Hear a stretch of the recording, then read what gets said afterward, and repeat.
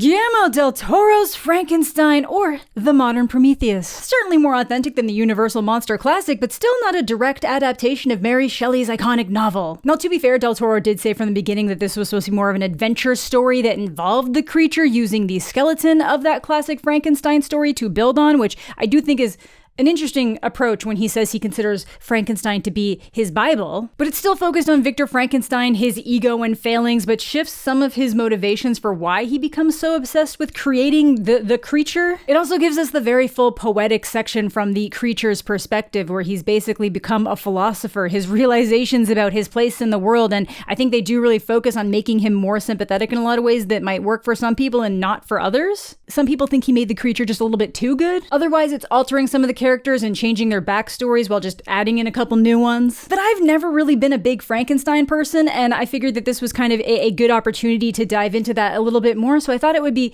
fun to go through some of the changes he made, why I think they were made, and why this story has endured for over 2 centuries. From science to divine influence to the subtle changes as pieces of knowledge and information change throughout the decades. Some of the many little subtle shifts we've seen happen over the years with this property, because much like Victor Frankenstein himself, everyone seems to want to leave their personal mark on this story and make it their own. But gee, as cool as that is, I sure am glad we've come so far in modern medicine, because that means we have access to today's sponsor, ZocDoc. Back to the channel to keep you healthy. ZocDoc is a free website where you can search and compare high-quality, in-network doctors, choose the right one for your needs, and click to instantly book an appointment. From primary care to dentistry, eye care, skin care, and everything in between. ZocDoc makes it easy to book in-network appointments with more than 100,000 healthcare providers. With ZocDoc, you can filter for doctors by insurance, location, and specialties, and see the reviews by verified patients so you can choose the best and most convenient care for you. I know I have an impossible time keeping my schedule in order and making time for my own personal care, and I'm sure that's similar for a lot of you. You got families, work, school, life, so planning ahead for appointments can kind of feel impossible. I know I've definitely missed a couple appointments over the last couple of years, and then when I go to rebook, it's always another 2 to 3 months out, and at that point, I might already be traveling again, which just restarts the cycle. With ZocDoc, that becomes so much less of an issue.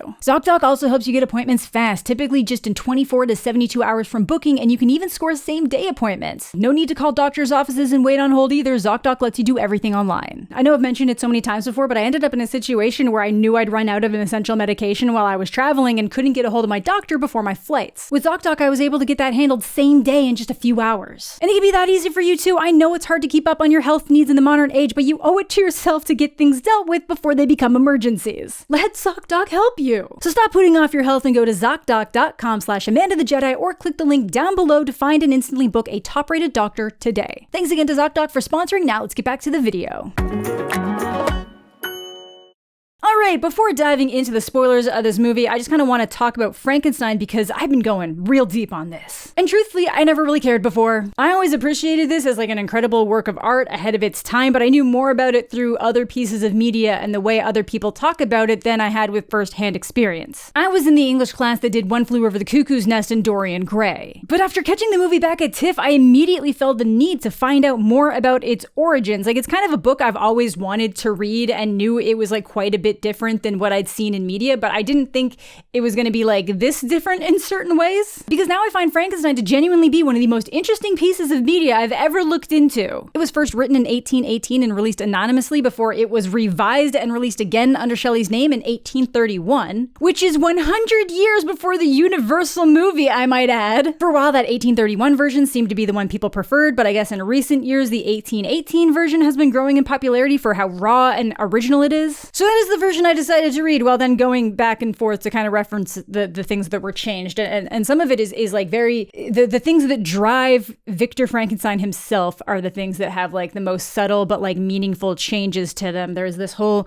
new aspect in that 1831 version where there's like, he feels like he has a divine calling to be doing what he's doing. He feels like he is being spurned on by something greater than himself, like it's fate and destiny, versus in this one, it does feel like more just like scientific obsession. And between that and the Guillermo del Toro movie, I don't think I realized how inaccurate the 1931 movie actually was to the source material. Like, I knew it took a fair amount of liberties. I had heard that over the years, but it is so much more than I thought. Which I actually find is unfortunate because that version of Frankenstein is the one that's really like held up through pop culture over the years. I get that it's a very striking imagery. It lends itself very well to all sorts of different stuff and IPs, but it's so much less interesting than what the story actually is. Obviously, that movie was still exploring some of the same themes themes, especially the more ego-driven aspirations of Frankenstein, but it really falls apart when depicting the creature. I legitimately thought he stayed a grunting monster forever, and that is the fault of the media. And that's pretty much why I've had no interest in the character to a large scale. Like, I thought the build-up was pretty cool and the reanimation and just like the whole idea and how like unique that would have been for the time period it was written in, but like, my God, the 1931 movie ends with a bunch of giggling maids trying to bring wine to Frankenstein in bed as if he didn't do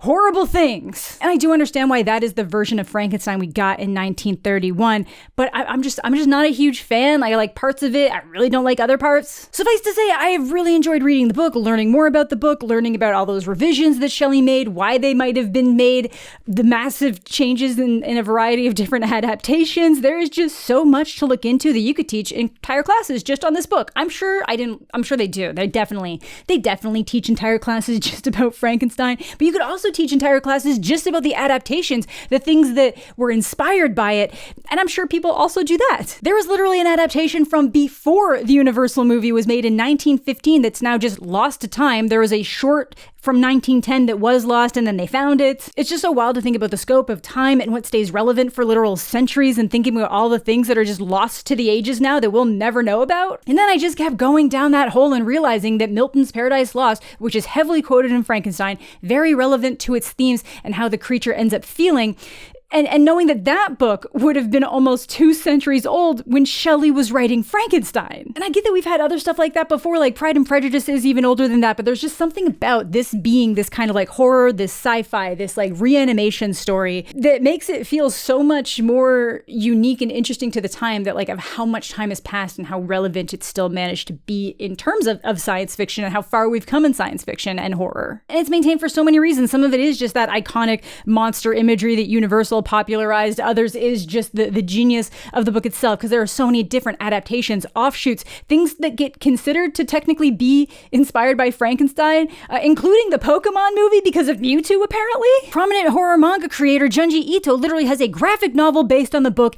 It's absurd. Now, swinging that rant back to the movie we're actually talking about, I definitely feel the love that Guillermo del Toro has for the source material while he's still taking it in his own direction. I think he said something like, it's you marry a widow. It's like you're marrying a widow and you want to respect their ex-partner, but you still gotta get your action in on a Saturday. So it's basically like you respect the source material and what it was done, but if you're gonna put your mark on it, you put your mark on it. But some of his changes do actually switch up some of the character motivations, and I would say the biggest one is this aspect of trying to conquer death. We still get those ideas of divine influence and a higher power calling him to do something that we see very much so in the 1831 version of the book, but it does all stem back to this desire to stop death, not create life, stop death. It still amounts to him creating life, but there was a different intention there. And I do actually think that's an interesting angle to take. Like, they definitely still had the ego angle in there and those aspects. It's just not quite to the degree that you see in the 1931 movie. And I do find the movie ends up being the most interesting once we get to the creature's perspective, which I think takes a little bit too much time. I do like a lot of the stuff we get on Victor's end of the story, but I think that might run a little bit long. On the technical scale, I think the movie does a lot of really interesting things when it comes to colors and how they align with certain characters and what they're wearing. I know some people were complaining about the whimsicality and evilness of some of the music for certain scenes, but I liked it personally.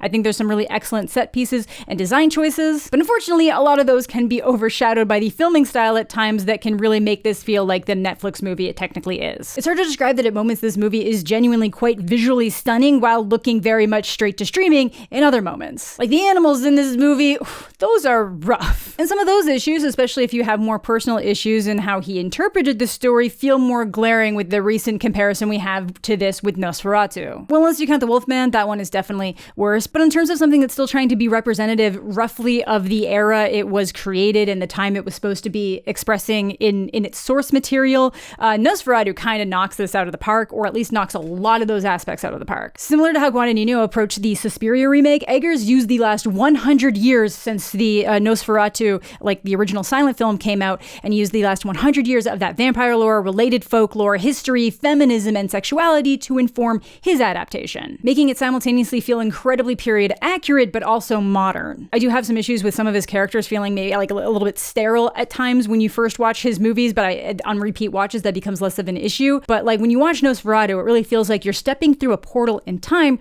while Del Toro's Frankenstein feels a little bit more like a stage play, which isn't necessarily a bad thing. I like the vibrant colors, I like the theatricality to it, and I do think there's a value in that kind of approach, especially with the writing being so poetic and romantic literature in style, especially when it comes to like how the monster and Victor are going back and forth with each other. But I did still really enjoy it. I think it could have been stronger in areas. Maybe it would have benefited from a co-writer, but it's clearly something that means a lot to Del Toro, and I love it when people are just kind of given the chance to make the art they want. It's not remotely subtle in terms of how it's exploring the themes. A character literally makes at least 2 different Prometheus comments, which again, not necessarily bad, because I'll say it's at least doing a good job blending those themes we're familiar with from the story with that new idea of like conquering death and really driving home that like not the creator and created father son nurture and like discard vibes that the angle that they're going with. Because of course it's still very focused on this desire to create without the care or thought of what to do once you've achieved that creation, the ego that comes from that, and the belief in a higher influence pushing you to do it, the nature of humanity and the isolation that comes from being completely alone, the equal parts of beauty and brutality that make up life and existence. So if any of that seems interesting to you, I definitely recommend checking out this new movie. I definitely recommend checking out the book, or at least like looking into it a little bit more.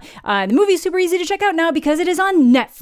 But now, time for spoilers. So let's dive on into the movie, which means spoilers. I want to go pretty deep into the details here. I want to compare it to different parts of the book and why I think some of those changes were made. Well, still not completely book accurate. It does still do a lot of things that other Frankenstein adaptations tend to neglect, and definitely handles some of those aspects better than the 1994 version, leading to an opening scene that I thought was so cool. And that man is Victor Frankenstein. In the book, he is desperately trying to find his creation, and in the movie, he's running from it. Well, Victor was also still hunting him, but at this point in the story, it feels like he realizes he's failed the mission and just wants to stop anyone else from being hurt in the process. We're in the year 1857, which I believe would put this well ahead of Shelley's kind of intended late 1700s, but still so far back in time to feel quite disconnected from where we are now. But as the crew comes across Frankenstein battered in the cold, they hear the scream of the creature from afar, quickly attacking them and almost completely unaffected by their bullets. Rampaging his way through the crew with a quick brutality, desperately trying to make it to what was once his master before someone shoots the ice out from underneath him. So while the rest of the crew think they're safe, Victor knows otherwise. This thing can't be killed, and begins to tell a story to the captain after making him promise to put him back out on the ice if the creature should return. Bringing us to part 1, Victor's tale. And while a lot of those larger story beats are the same here, it is quite different. In the book, they're quite the happy family, but here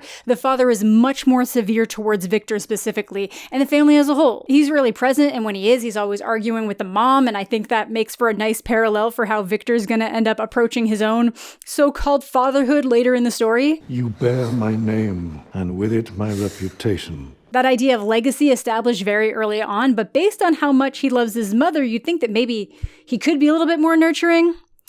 But that's the mama's boy syndrome. Then, just like in the book, the mother dies, and with that death, the desire to stop it from happening again. To do the one thing his father failed at doing because he was the doctor in the room when she was dying, conquer death. Unlike the book where she dies of scarlet fever, it takes place during the birth of his brother in this movie, and they choose for him to only have the one brother, William. And with that William character, it seems like the movie was just kind of condensing a few people together. So you've got Ernest and William in together as one brother, and then they kind of have him serve the function of Victor's dear friend, Henry Clerval. Clerval, either way, that guy. Another thing that Del Toro adds into this is that from that moment that Victor decides that he's going to be the ruler of death, that he starts from quite the young age, he starts to have these visions of this angel that he prays to in his house, promising that to him. This feels a lot more like the 1831 revised version of the book, where he believes this is his destiny, carried over here as a destiny to essentially play God and conquer death. Not in time to save his father, though, who they do have die quite a bit earlier in the movie than he does in the book for a variety of reasons. I guess this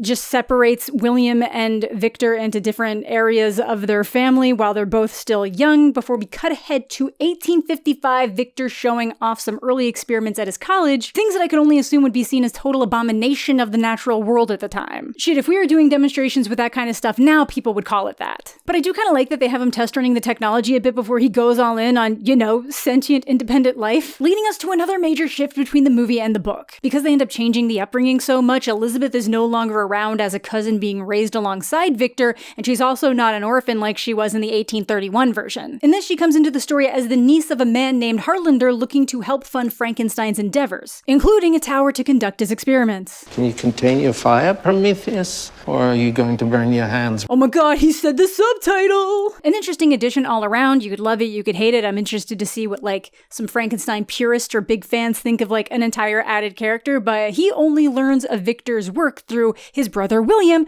who is engaged to Elizabeth. Another departure from the book for a few reasons, but Frankenstein is just as enamored with her in this movie as expected, maybe even more so because she really challenges him intellectually. She likes science, guys! Where else is he supposed to find a girl like that? I will also point out that Mia Goth both plays Elizabeth and Frankenstein's mother, so definitely invoking some Oedipal mommy issues there.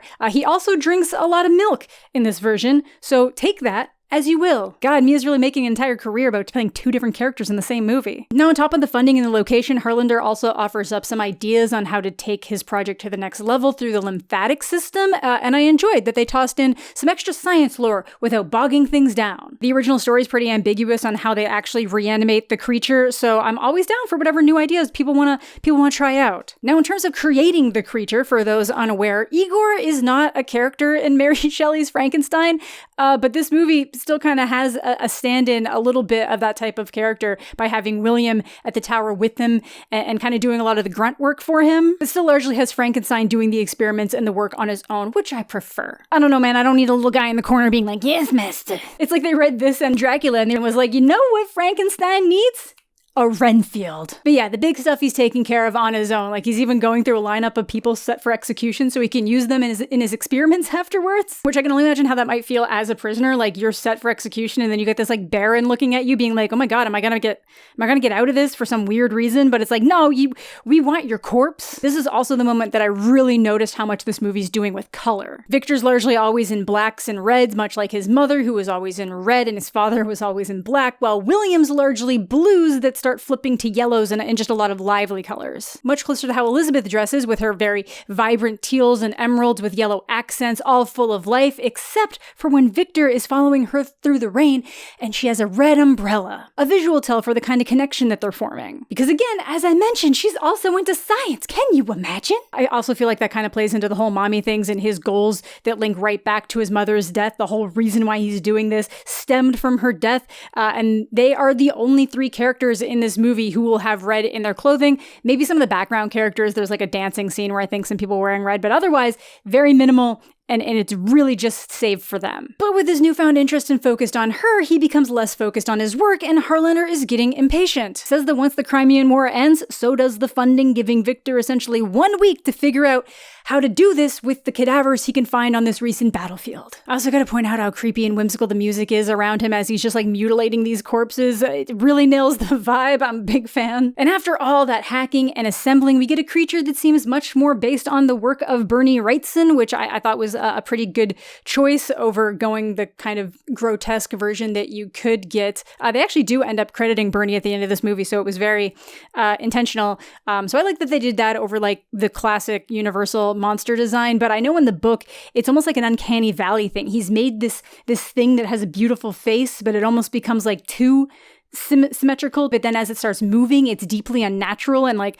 the he didn't put enough skin over the muscles, so as it's moved, it's becoming almost transparent, but not quite, and the eyes aren't the right color, so it just becomes this like very disturbing thing, which also would have been cool to see, but I'm down with what they went for here. I think it's still a very, very good monster design. I also gotta toss out that the creature was originally supposed to be played by Andrew Garfield, and I love Andrew. You guys know I got that Spider-Man right behind me. I just don't think he would have had the same presence as Jacob Elordi, both in terms of visual stature, the depth of his voice, and I feel like how big he is really adds to what the creature is supposed to be. Like maybe they would have found a way to like make him seem taller than he is. But I don't know, I think this kind of worked out. But before we can get to that and him being brought to life, we get the real motivation for why Harlander's been funding this all along. He's dying of syphilis and wants his brain transferred to the new body. Which I do think would be an interesting thing to explore, is what makes you who you are in the brain with that transfer over. Does some new spark of life and being come into you when you are reanimated? Does it change if you manage to keep the brain alive the entire time you're doing this? Would they have been able to do that at the time? Probably not. We won't find out though, because Frankenstein knows that the syphilis probably would have reached his brain by now and he would just carry the disease over. So Harlander ultimately falls to his death trying to stop the experiment as a whole, literally saying he'd be the eagle feasting on Victor's liver, which is another Prometheus nod. They really want you to know that the subtitle for this book is The Modern Prometheus. The death isn't going to stop Victor though. He thinks he's got one chance to get this right on this particular evening. Thinks he failed, but then the next morning wakes up to the creature staring at him in bed. And the reaction here is a lot different to how it is in the book, where it's essentially an instant horror and disgust after his initial awe. Victor does actually try to care for it a little bit at first, just can't understand that he's created actual life and not a simple experiment to be controlled, and he doesn't really know how to nurture him or even think he needs to. I think he really thought that whatever you brought back to life would be whoever's head was in there last and not this entirely new thing. Or he didn't even think about it at all. I feel like in the novel, it's a lot more about Victor's ego to create and play God, which is definitely still at play here, but that added level in this movie of like specifically trying to conquer death does mesh really well with him not knowing what to do after he's achieved creating the life. Because he never really thought about what would happen after he achieved the goal, he doesn't feel it has any meaning. Especially once it seems like the creature won't develop the ability to speak or reason or learn, he just becomes completely disgusted with it. Locks it away under the tower, not concerned with these larger ideas of life or soul or the things that make a human, abusing him in the same ways his father abused him. At this point, Elizabeth and William show up because they haven't heard from Harlander and find Victor in a craze. Before Elizabeth comes across the creature and does believe he's beautiful, sees his value, understands that he just needs to be nurtured and reasoned with, and is pretty horrified that he's chained up and been injured. It doesn't know any better. But you do.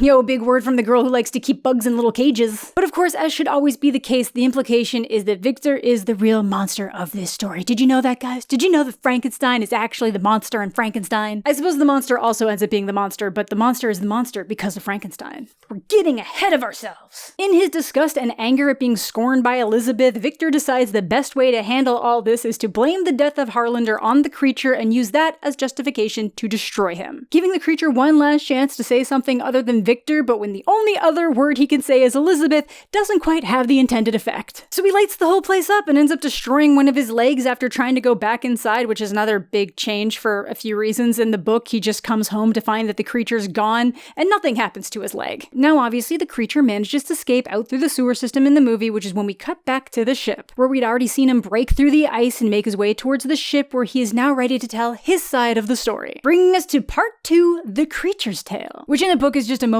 between the creature and Victor alone, but I'm cool with the switch up here for the theatrics. I also have to note a very important thing. In the book, no one realizes that he successfully created life or that he was even trying to do that necessarily. So everything with Elizabeth interacting with the monster is just for the movie, and I assume that's going to play in as some kind of like weird nurturing thing where he's like the failed father and she's like the nurturing mother figure. Over to the monster though, we are picking up with his escape from the tower, and he's like a newborn that very quickly learns both the beauty and the brutality of the world around him. Again, gotta point out the fake animals really take away from this movie, in my opinion. It really does give it that Netflix over major motion picture feel, which is very unfortunate. How hard would it have been to get an actual deer there? But after escaping these hunters, he finds his way to their home and hides away in their hovel, watching and learning. The family dynamic here is much different than it was in the book, but this movie is really choosing to have him focus in on the blind grandfather and just the overall idea of this family's kindness and their warmth, and in the dark of night, he finds ways to give back to them, wanting so badly to be accepted. And at this point, the creature is just a blank slate of innocence, something Victor couldn't realize and didn't have the capability or patience to nurture. But with that beauty that he's learning in the world comes the darkness and realizing the more harsh realities of the world, seeing the wolves hunt the sheep and the hunters kill the wolves, not out of hatred, but a necessity, leading the creature to wonder if that's just always going to be the reality of existence. It would hunt you just for being who you are. He's definitely shown a lot more kindness in the movie compared to the book, though. In the book, he gets the chance to introduce himself to the old man, but the family comes back almost immediately and scares him away. Here, the family actually goes away for a very extended period of time, so he introduces himself to the old man, who teaches him to read, shares his food, becomes a genuine friend to him. So it's in his time going through these books with this old man that the creature discovers Paradise Lost, which again, major aspect of the novel, to the point that the original version had an epigraph on the title page.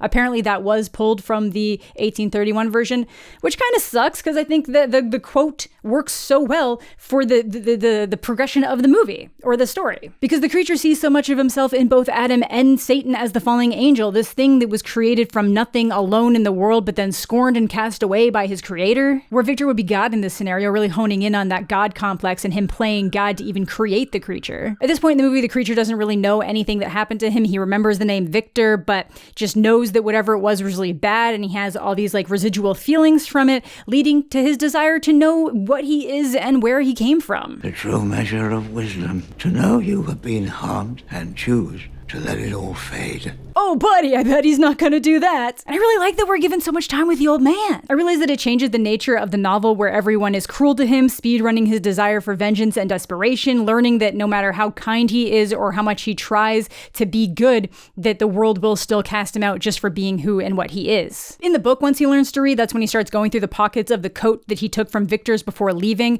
and now he understands what the pages are saying and realizes how he came to be and the monster he is. In the movie, it's not till he makes his way back to the tower and finds all the discarded notes in the rubble and comes to that realization that, again, totally alone in the world. And if there was any hope in him finding peace in this and making a new place in the world, it died the second he returned to the house to find the old man attacked by wolves. I know what you are. A good man. A final kindness before the family returns and believes him to be the aggressor. So a different progression, but he's still coming to the same messages that no matter what he does, people are going to hate him. Leading to a fit of rage where he rips off one of the men's jaws, essentially cementing his belief that as long as he is what he is, he'll have no one in this world. Now it's around here in the 1931 movie that he tosses the little girl in the lake, not realizing that she might drown, which was one of the main things I knew about the story and didn't like, totally absent from this movie. In the book, it's much different. He actually saves this girl after she slips on her own, and this just ends up being the one accused for it. That is so fundamentally different in so many ways. I'm kind of upset. But because he's blamed in the book, he ends up getting shot, which again is both reinforcing the idea that even if he does good, he'll only be rewarded with pain. And especially in the movie where the family starts shooting at him after he rips off that guy's jaw, it doesn't seem like he can be killed by typical human means. So it's taking that option of reprieve from him too. If he gets so fed up with the world around him, he can't even die. Which in the movie cuts us back to a moment on the ship where the creature says he sought out Victor to demand a companion. Side note, at this point, I'm actually very much looking forward to that Bride of Frankenstein movie that's coming out, which is going to be very tonally different from this, but looks good. Very excited. But with that, we get brought back to Victor, whose dark angel dreams have turned to a nightmare as it pulls away its face to reveal a skull beneath. That thing that he originally used as divine confirmation as a child that he was meant to do the thing he was planning to do has now completely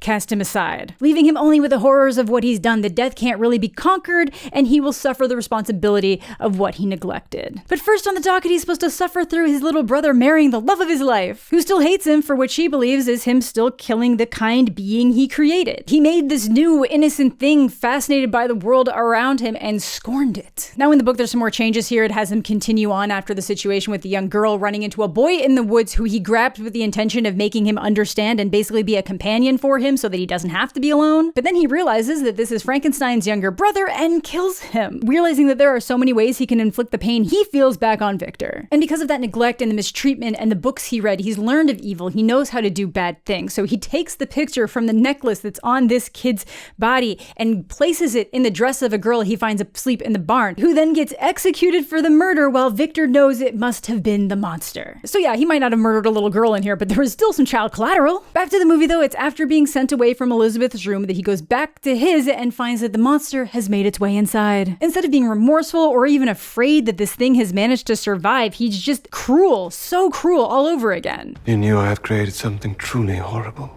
You made some one. Trying to force Victor to see him as the living, breathing being he is and that he created, and maintaining that if he's going to continue scorning and casting him out from society, that he make him a companion. Now in the book, Victor actually entertains making the companion for him to avoid further deaths before he ends up destroying the project when he becomes overwhelmed with the thought that they might procreate. Victor truly believing that he's created something evil, an abomination, and not seeing that everything he claims this creature, the thing he calls the monster to be, is what he is inside. So with that denial, the creature just starts tossing him around like a rag doll, which brings Elizabeth in to see what's happening, which is just sparking a memory of the only other person other than the old man who had been nice to him. And in Victor's attempts to kill the monster in this moment, he accidentally shoots Elizabeth. In the book, it goes a lot different. Like when he refuses to make the companion, the creature is just promising that he'll be there on his wedding day, and then he kills Elizabeth. But I'm cool with the switch up here. I think a lot of people were taking issue that the creature didn't end up like the full mirror of the monster that Victor truly was inside, because that's kind of the thing, is that, you know, Victor is the real monster, but he ends up, because he's created this thing and scorned it, that the creature becomes like a mirrored reflection of that a little bit, willing to do evil, willing to do harm. Whereas this is really maintaining that energy for Victor, but being a lot more sympathetic towards the monster. But yeah, again, I'm totally fine with that change because of the changes they made to the story and the nature of how Elizabeth gets pulled in to the story. It does make sense that he wouldn't have the intent to kill her. For him to kill her at this point and remembering who she was would actually be just like a full act of evil. So I'd say it's still doing a lot of things similar, but we're just exploring themes a little bit differently, and we just know how strongly Guillermo feels about his monsters. Now, just as he did with Harlander, Victor is quick to blame the attack on Elizabeth on the creature. William ends up tossed into a wall and killed, again trying to make it entirely too obvious what the story's getting at. I fear you, Victor. You are the monster. Trust your audience, man. I think people can understand that. From here, the creature carries Elizabeth off with him, clinging to life, the red slowly spreading over the white of the dress. And this is an area I do end up having a little bit of an issue with, because they really amp up the emotions Elizabeth feels towards the creature, talking about the beauty and brevity of love, which I just feel was unnecessary. They met very briefly when he had the behavior and mentality of a little child, and now she's talking about love. I think maybe you could say the intention is just kind of like a platonic love, just a love for a person, but that's not how it feels like it's expressed here. I really think she should have just existed as someone who truly understood the good in him without the need for that angle. But again, Guillermo loves his monster loving. I really think it just should have stayed with her being this person who comes in as that more nurturing figure, the mother against Victor's absent father who only had the desire to create without consideration to what comes after, more concerned with legacy than the actual thing you've created. And honestly, I guess with a lot of the Oedipal vibes in this, it all still kind of tracks and works. Frankenstein eventually manages to find him in this cave where the creature vows to torment him to the end of his days. Essentially bringing us full circle into that beginning, that Victor starts to hunt him down, ultimately getting attacked as the sun begins to set one day, which was very creepy, bringing us to where we are. A being that can do nothing but suffer, Victor finally feeling the regret for what he did, or I guess for what he didn't do, ultimately urging the creature to move past the self-hatred and live. What recourse do you have but to live? Realizing the errors in his ways so significantly that he even starts to call the creature his son, which again, I think that's a little bit too on the nose, probably unnecessary. I feel at this point they've reached a little bit more of an equal status. I get that we're supposed to be following through on this like kind of like father-son, son becomes the father thing. Didn't love it. I also wasn't super jazzed on him asking the creature to call him Victor the way he did when he was first brought to life. This literally feels like the deadbeat dad popping back up into your life when he realizes he's dying for the unearned affection and platitudes. Oh, it shouldn't matter that I royally fucked you up for your entire life. I'm dying. You need to be nice to me now. Again, I get that the father and son story was a big point for Del Toro, but I don't think it was done well enough to earn Victor's realization at the end here in those last moments. I think a little bit more could have been done. Like I do, again, really like what they're going for. I do like the forgiveness being achieved from his creation, the understanding that even the captain who's been listening to both sides of these stories sees the good in him too, and just kind of sidestepping the fact that the creature killed a handful of his men. I think I just need a little bit more, and I don't know where we would have got a little bit more because the movie's already 2.5 hours long. Again, I think they probably could have trimmed some of the front end and worked that in a little bit better, but let me know what you guys are thinking there. I feel like we could cut a lot of the Harlander stuff. They don't really explore his desires that much once they're revealed, so it kind of feels unnecessary to an already long movie. At this point, Victor slips to his death, the creature goes to leave, and the last thing he does is get their boat free, which is kind of a nice moment where Captain Anderson realizes that it's just best for them to head home instead of trying to continue on, kind of realizing that after hearing the story that his own ambition wasn't worth continuing to risk the lives of those around him, leaving us with the creature wandering off into the cold alone, but hopefully with a newfound ability to live for himself. So that's pretty much the movie, and for as much as I enjoyed, I do clearly have issues with it. I do like that the ending essentially ends up being what the old man tried to tell him to do originally, that the true measure of wisdom is knowing you've been hurt and choosing to let it go. I just wish the final moments had played out a little bit better for that. And as I'm sure you might be able to tell, that ending is very different from what we get in the book. After Frankenstein refuses to make the companion and destroys the work he had already started, the monster goes to kill his dear friend Henry before he then goes to kill Elizabeth. Then in the shock of all those deaths, Victor's father dies not long after, leaving him with no one at all, and essentially responsible for the deaths of all the people he loved. And again, like in the movie, instead of realizing the area of his ways and the ways that he contributed to everything that happened, he resolves to spend the rest of his life hunting down the monster. Bringing us back to the present time with Captain Walton, where he dies not long after he finishes the story, essentially still ending off as inhuman as the creation he wanted to destroy so badly, driven only by anger. His last wish was to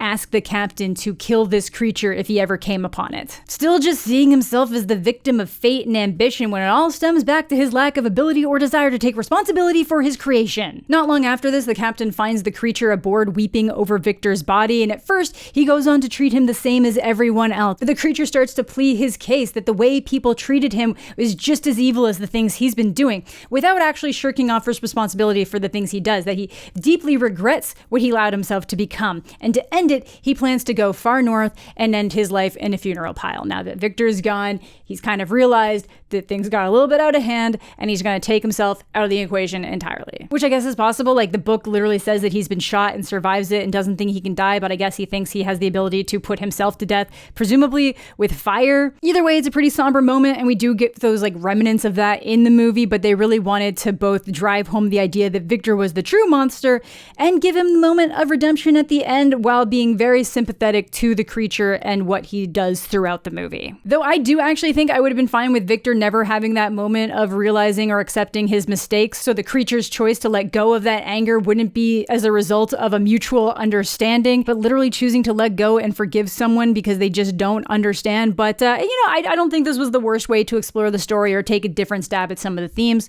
Let me know. I know there's a lot of people out there that are very mad at some of the stuff this movie did, so let me know what you guys are thinking down below. But I do think that some people are a little bit too harsh on this idea of the monster being made sympathetic here, because I do think he's quite sympathetic in a lot of ways in the book. He's just kind of this like extremes of humanity. He's like this thing that was just abruptly brought to life as a full adult, just fully grown, and having the capability to kind of see the beauty of the world and all of the innocence in it, but then also being prone to just swing into violence and cruelty when that's all he learns to see, which is essentially just the best and worst of what we are as a species, just heightened into one thing. But yeah, at this point, I feel like I've been rambling long enough. I might pop in and add some things as I'm thinking about them as I go. But yeah, let me know what you guys are thinking of this one down below.